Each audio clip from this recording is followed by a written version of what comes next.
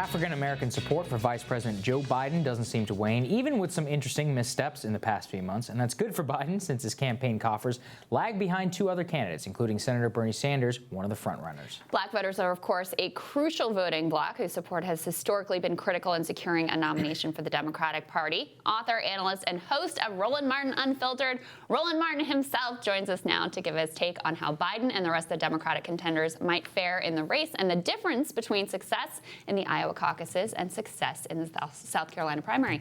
Great to see you, sir. Likewise. How are you, Roland? You're doing great. All right, so we've just had Julian Castro drop out of the race, and there's a lot of concern about the lack of diversity in the field, although you still have Andrew Yang and Tulsi Gabbard in there. And Senator Cory Booker still in, too. And Cory Booker, of course, still in as well.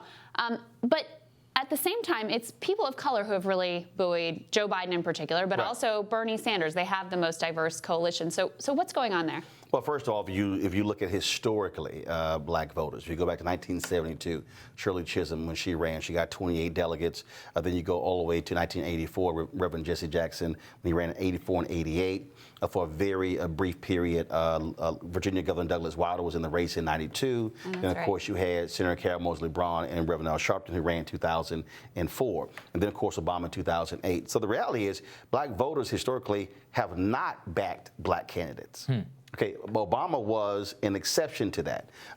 So you take Reverend Jackson runs in 84, 88 was totally different. 88 was totally different than 84. Then of course Obama runs in 2008. So that's first. Black voters are very astute in terms of looking at the race and saying, okay, who do we think is going to win? Not who are we in love with? Who do we think is going to win? Also understand that the last election, 2016, the expectation was that was going to be the first election in the history of America where less than 70% of the total electorate was white. Well, the reality is it was around 71, 72 with an increase of folks in rural America. This election likely will be the first time in history less than 70% will be white. So even though you have all of this focus when you talk about black voters and Latino voters, the reality is white folks are still voting for president in this country. That's just simply reality when you look at the numbers. And the demographics are changing, which is why you have to have significant turnout among blacks and Hispanics to actually be higher than really what the total numbers are. So what you're seeing are black voters who are saying, okay, who do we think can beat Trump? After he won, all the mainstream media is talking about, okay, what are white voters in rural America thinking? And I think that's a large part of this, where black voters are making the calculus, okay, out of everybody here, who do we think can beat this white guy and who can compete for those white voters against Trump? That's why you see folks going with Joe Biden. And so is it just a purely electability analysis, Roland, or is it also kind of an affinity for the Obama years and for Biden's service to President Obama? This is electability. Okay. I mean, at the end of the day, that's what it boils down to. Yeah. And so, look, perfect example. You take Mayor Keisha Lance Bottoms of Atlanta. Okay. Senator Kamala Harris spent lots of time helping her get elected. Who does she endorse? Vice President Joe Biden. And so you see that happen a lot when it comes to, okay, who do I think can beat this guy? Black voters are very clear. Can't stand down Trump. Black women hate the Republican Party more than any other group in America. Republicans told me that sitting at a meeting with Reince Priebus. They know how black women feel about them. And so what you're seeing here are black voters who are saying, this guy is awful. He's evil. We want him out. Who is going to be the best person who can actually beat him? And I think that's why you're looking at those numbers. Vice President Biden's numbers are significant among older voters. Yes. Right. I keep telling young voters, whether you're black or white or Latino, Asian, doesn't matter. Okay, tweeting don't mean jack. It's who votes. Old people vote. My parents are 72. They work the polls. That means they're going to be there every election. And so Joe Biden is riding that way because what he needs are people who are going to turn out. Not people who are going to say, make me feel good, feel excited. No. Who is going to turn out? Well, and so do you think, I mean, there's a clear generational divide in every race between the support of Joe Biden and the support of Bernie Sanders, who's in second in the polls right now. I mean, do you think it's that same electability analysis that's behind young black support of Bernie Sanders? Well, but here's interesting. When you actually break down the data, Essence and the Black Women's Roundtable did their survey as well, and others. And so Biden actually, going from 18 all the way to 65 plus, is doing a much better job in all of those areas than Sanders or Warren or Buttigieg. So you take Sanders. He's doing extremely well among young voters. But as you go from 18 to 24, then 24 to 35, 35 plus, Biden is doing very well from 35 plus all the way up. And so, sure, Sanders is doing great among young voters, but here's the question. Will they vote their numbers? And so that's what it boils down to. But do you think it's an electability analysis that's driving young black support as well, or do you think there's a generational No, I think for young black voters, just like other young voters, they really love Bernie Sanders and his policies and what he stands for. Older voters are looking at policy to some degree, but they're also saying, okay, that's great.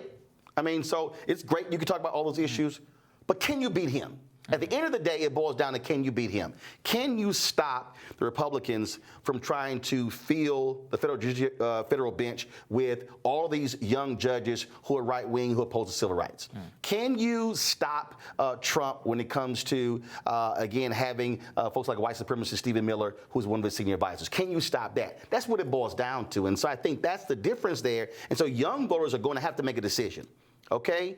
Are we truly opposed to that guy, or is it a matter of who I'm in love with? And that's the difference, I think, oftentimes when you see between older voters and young voters.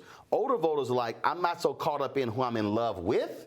The question is, who's going to be able to take care of business? I think that's the difference there. Right. So the question, Roland, is what could shatter the myth of electability for black voters? What do you think that is? Is there any possible attack against Biden? Not necessarily, because again, what it boils down to is, I think if you're a black voter or for any other voter, you're looking at a guy who spent significant years in the United States Senate. Okay, right now this whole issue happening in Iran. Look, out of all the candidates, that lines up perfectly with Vice President Joe Biden. Warren, Buttigieg, Sanders cannot touch him when it comes to foreign policy. Former chairman of Senate Foreign Relations Committee. That's one of the reasons why Obama picked him as vice president. Everybody keeps saying it's like, oh, he can appeal to white voters. But it was also people saying Obama does not have a lot of foreign policy experience. He picks Joe Biden. They were on the committee together. And so I think what you're going to see is, and so you take Iowa, you take New Hampshire. Sure, Klobuchar, she's rising. Sure, you have Buttigieg. But still, who has been the constant? Okay, for all of the criticism, he made this comment and that comment. Who's been the constant? Yeah. At the end of the day, that's how you win. Everybody else who was hot is falling off. Yeah, I think you're right in your analysis about, I mean, if you ask voters who they trust most on foreign policy, they say Joe Biden, even though I would say, his cheerleading for the Iraq war was a disaster. It's part of how we've ended up in this place with Iran. Well, the flip but I side think is, you're right. He is looked at as this sort of statesman figure, and so there's a trust there, even though his record may not justify it. But remember, when he was vice president, who was the biggest critic against the surge in Afghanistan? That's true. Biden. And that's what he keeps saying. The generals hated the fact that he was sitting in the room and he was pushing Obama not to go for the surge. And so he has to be able to articulate that. And I think what Biden has to do is, frankly, do what a lot of politicians are loath to do. Got to say, I made a mistake. Yeah, he hasn't wanted to do that yet. So that's this sort of, I need to explain it. Let me, no. Well, I was for it, then I was against. Dude, stop it. Just simply say it was a mistake voting for the war. If I'm Biden, all I'm going to say is I should have voted the same way Barbara Lee voted. Move on. Right. So we also wanted to talk to you, though, about your trip to Ghana, your exclusive interview with the president of Ghana. Just explain to folks what you were doing there and what this is the second time I've been there. I went in 2008, and so Ghana announced the year of return. So, of course, we've been focused on 1619 to 2019 here in the United States, the first 20-odd Africans arriving, the transatlantic slave trade. And so Ghana launched this initiative where essentially we're saying, come back home, folks in the African diaspora. And so tons of folks have been going there. To understand how crazy this year has been, normally there are 75,000 visas granted from the United States. This year, in 2019, 750,000 were granted. Astonishing. You had black folks who I ran into from the UK, from Germany, from Canada, from all over. Matter of fact, there was a group of sisters I ran into from Michigan. They flew from Michigan. I mean, so many flights were booked. They flew from Michigan to South Africa to fly to Ghana. Wow. So you went 15, 16 hours to fly another 6 hours to get to Ghana. Flights were full. The Delta flight attendant, when I flew back, she said the day after Christmas, she said the entire plane, there was one Ghanaian national on the plane, The rest were African Americans. Wow. I mean, packed. Wow. And so the year of return is really about returning back to the motherland, folks going back, going to the slave dungeons, learning the history and the whole culture. Afrochella was happening down there. You had Essence Magazine had an event, Full Circle. You had a number of celebrities and others who were there, whether it was Ludacris, Rick Ross, Beyonce, Jay-Z, so many other people. So you had music, you had culture, but you also had all kind of other different things happening. And it really was about that connection between, again, African Americans or the African diaspora, and then, of course, Ghana. Now, other African countries are looking at what Ghana did. Ghana was able to generate anywhere from 1.1 to 1.8 billion in tourism. The president, we discussed in the interview, but also really the speech he gave before that, they're now going to have a 10-year initiative that they're actually working on to sort of broaden this and have deeper connections between African Americans and Africans when it comes to economics, when it comes to opportunities there. I met folks there who've been launching businesses over there, folks who literally have moved there. Wow. And who've left the United States. Yeah. Wow. When we have a little bit of your interview, let's play that now. Really something quite simple, a recognition that really we are all the same. We are from one family. We are now divided by the ocean, the Atlantic, and of course by the history, very tragic history, but that essentially we are still one family.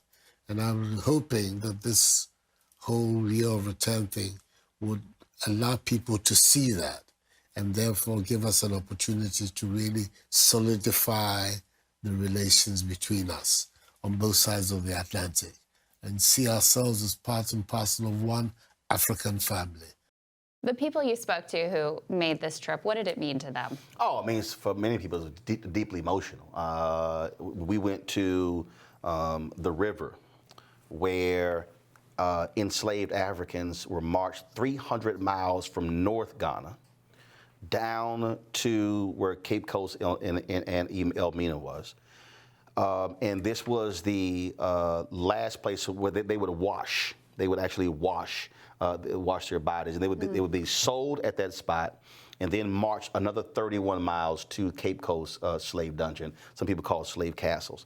So to actually walk that route, so many people, and I actually ran into Pastor Amos Brown of San Francisco and his family as I was arriving, and we actually captured on the video for the special we're putting together. So him and his family, they were coming out singing "We Shall Overcome." And then as we were then going down. And so that's deeply emotional. But also I went to the village where they actually make kente cloth. So this is one of the outfits I actually had made there. It's a store called Charisma. When I went in 2008, they made a bunch of outfits. And so when you see kente cloth, so the place where they actually make it, where it originated from. Also had a chance to visit with the Asante King. Of course, on Christmas Day, all of the chiefs come there in order to greet him. And so we just happened to go that day and just stuck around.